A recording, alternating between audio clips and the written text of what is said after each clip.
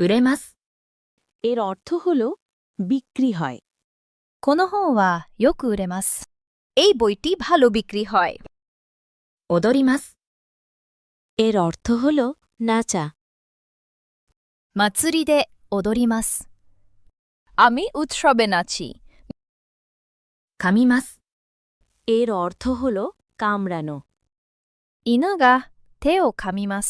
কুকুর হাত কামড়ায়। 選びます。 এর অর্থ হল বেছে নেওয়া। 好きな色を選びます。আমি পছন্দের রং বেছে নিই। 通います。 এর অর্থ হল যাতায়াত করা। 私は学校に通います。আমি নিয়মিত স্কুলে যাই। メモします。 এর অর্থ হল নোট করা।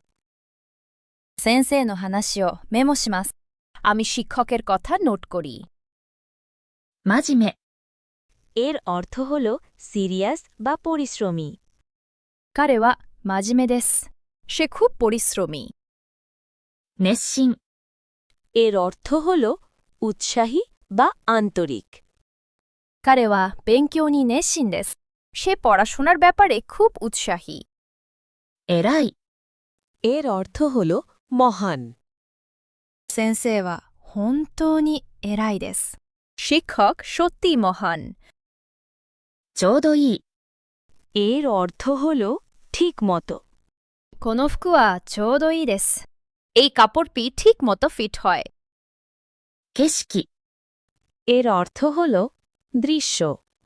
山の上から美しい景色が見えます。পাহাড়ের ওপর থেকে সুন্দর দৃশ্য দেখা যায়। 美容院。 এর অর্থ হল সালুন। 私は美容院で髪を切ります。আমি সালনে চুল কাটাই। 台所。 এর অর্থ হল রান্নাঘর। 母は台所で料理を作っています。মা রান্নাঘরে খাবার বানাচ্ছেন। 経験。 এর অর্থ হল অভিজ্ঞতা। 旅行の経験は大切です。ভ্রমণের অভিজ্ঞতা গুরুত্বপূর্ণ। 力。 এর অর্থ হল শক্তি। 彼は大きな力を持っています。 তার কাছে অনেক শক্তি আছে। 人気。 এর অর্থ হল জনপ্রিয়তা। この歌手はとても人気です。এই গায়কটি খুবই জনপ্রিয়। 形。 এর অর্থ হল আকার। その箱は丸い形をしています。ওই বাক্সটির গোল আকৃতি আছে। 色。 এর অর্থ হল রং। 私の好きな色は青です。আমার প্রিয় রং নীল। 味。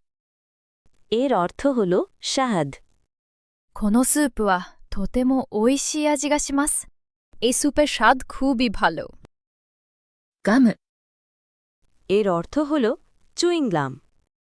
授業中にガムを噛みます。পড়াশোনার সময় চুইংগাম চিবাই। 品物。 এর অর্থ হল পণ্য সামগ্রী। 店に新しい品物があります。দোকানে নতুন পণ্য আছে। 値段。 এর অর্থ হল দাম। この品物の値段は高いです。এই পণ্যের দাম বেশি। 給料。 এর অর্থ হল বেতন। 会社から給料をもらいます。আমি কোম্পানি থেকে বেতন পাই। ボーナス。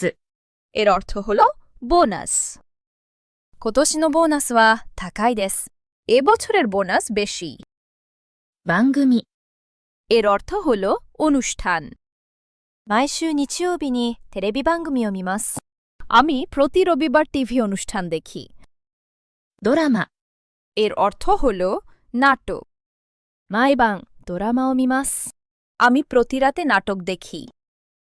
歌手。 এর অর্থ হল গায়ক। あの歌手は人気があります。 সেই গায়কটি জনপ্রিয়। 職業。 এর অর্থ হল পেশা। 彼の職業は教師です。তার পেশা শিক্ষকতা। 小説。 এর অর্থ হল উপন্যাস। 私は日本の小説を読みます。আমি জাপানের উপন্যাস পড়ি। 小説家。এর অর্থ হল উপন্যাসিক। 彼は有名な小説家です。সে একজন বিখ্যাত উপন্যাসিক। か、 জাপানি ভাষায় কা একটি প্রত্যয় বা সাফিক্স যা সাধারণত কোনো ব্যক্তির পেশা, দক্ষতা বা বিশেষজ্ঞতার পরিচয় দিতে ব্যবহৃত হয়। বাংলায় একে বলা যায় বিশেষজ্ঞ, কারিগর, শিল্পী বা পেশাজীবী। 彼は有名な画家です。সে একজন বিখ্যাত চিত্রশিল্পী।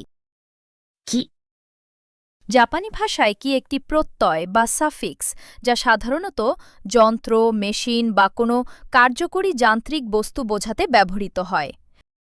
会社には新しいコピー機があります。কোম্পানিতে একটি নতুন কপিয়ার মেশিন আছে।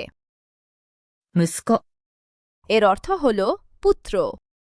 私の息子は学生です。আমার ছেলে ছাত্র। 息子さん、 এর অর্থ হল আপনার পুত্র। সাধারণত অন্য কারো ছেলেকে সম্মান দেখাতে ব্যবহার হয়। 息子さんは学校に行きますか? আপনার ছেলে কি স্কুলে যায়? 娘、 এর অর্থ হল কন্যা। 私の娘は学生です。আমার মেয়ে একজন ছাত্রী। 娘さん、 এর অর্থ হল আপনার কন্যা। সাধারণত অন্য কারো কন্যাকে সম্মান দেখাতে ব্যবহার হয়। 娘さんは学校に行きますか? আপনার কন্যা কি স্কুলে যায়? ちょっとお願いがあるんですが、 এর অর্থ হল আমার একটু অনুরোধ আছে। ちょっとお願いがあるんですが、手伝ってくれませんか? আমার একটু অনুরোধ আছে, আপনি কি সাহায্য করতে পারবেন? 実は、 এর অর্থ হল সত্যি বলতে। 実は私も昨日そこに行きました。সত্যি বলতে আমিও গতকাল সেখানে গিয়েছিলাম। 会話、 এর অর্থ হল কথোপকথন। 日本語で会話を練習します。আমি জাপানি ভাষায় কথোপকথনের অনুশীলন করি। どうしようかな。কি করা উচিত জানি না। お知らせ、 এর অর্থ হল ঘোষণা। 学校から大切なお知らせがあります。স্কুল থেকে একটি গুরুত্বপূর্ণ ঘোষণা আছে। 参考します。 এর অর্থ হল রেফারেন্স করা। 辞書を参考します。আমি অভিধানকে রেফারেন্স হিসেবে ব্যবহার করি। 参加します。 এর অর্থ হল অংশগ্রহণ করা। 私は来週のミーティングに参加します。আমি আগামী সপ্তাহের মিটিংয়ে অংশগ্রহণ করব। 日にち、 এর অর্থ হল তারিখ। 会議の日にちは来週です。মিটিংয়ের তারিখ আগামী সপ্তাহে। 体育館、 এর অর্থ হল জিমনেশিয়াম। 学校の体育館でバスケットボールをします。আমি স্কুলের জিমনেশিয়ামে বাস্কেটবল খেলি। 無料、 এর অর্থ হল বিনামূল্যে। このイベントは無料です。এই ইভেন্টটি বিনামূল্যে। 誘います。 এর অর্থ হল আমন্ত্রণ করা। 友達をパーティーに誘います。আমি বন্ধুদের পার্টিতে আমন্ত্রণ করি।